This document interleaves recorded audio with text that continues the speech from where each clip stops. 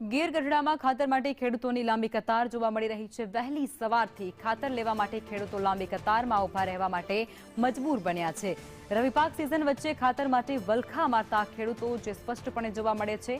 Urea ખાતર સમયસર ન મળતાની સાથે જ ખેડૂતોની હાલાકી વધી છે, ચિંતા વધી છે। ઝડપથી વ્યવસ્થા કરવામાં આવે ખાતરની તે પ્રકારની માંગ અત્યારે ત્યાંના સ્થાનિક ખેડૂતો કરતા જોવા મળી રહ્યા છે। ગીર ગઢડાની અંદર પણ ખાતર માટે ખેડૂતો વહેલી સવારથી જ કતારમાં ઊભા રહેવા માટે મજબૂર બન્યા છે। પોતાની ખેતીની અંદર વાવેલી જે પાક છે તેને બચાવવા માટે તે સતત પ્રયાસ કરતા જોવા મળે છે। યુરિયા માટે આજે અમે 7 દિવસથી આટા ફેરા મારીએ છીએ, છતાંય અમને એક થેલી પણ યુરિયા મળ્યું નથી। કાલે 700 થેલી મારુતિ ડેપોમાં ઠલવાનું હતું, છતાં લાઈનમાં ઊભા રહેવા છતાંય અમને આજે પણ એક થેલી મળ્યું નથી। અત્યારે સરદાર ડેપોમાં લાઈન લાગી છે ખેડૂતોની અને રાહ જોવે છે મેનેજર માટે।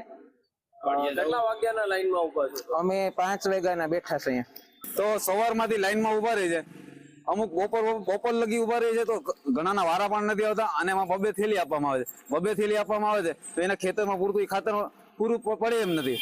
અને આ એક જંગલ વિસ્તારનો એરિયો છે।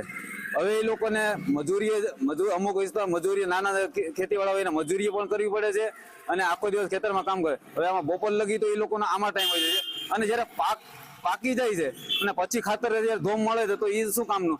હાલ અમે અહીંયા ઉરિયાની લાઈનમાં ઊભા છે સરદાર ડેપોમાં। લગભગ સવારના 5 વાગ્યા ત્યાં લાઈન ગોઠવાઈ ગઈ છે ને ઉરિયાની અછત બહુ જ છે ગઢડામાં। કાલે એક ગાડી આવી હતી, અમુક ખેડૂતને મળ્યું, અમુકને મળ્યું નથી।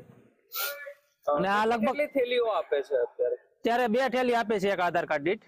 અને જરૂરિયાત તમારે કેટલી હોય છે? જરૂરી તો આમાં જેવો ખેડૂત એવું, અમુક ખેડૂતને 15 વીઘા જમીન, અમુક 20 વીઘા હતી, એમાં 10-15 થેલી જોઈએ, એમાં 2 થેલી શું થાય?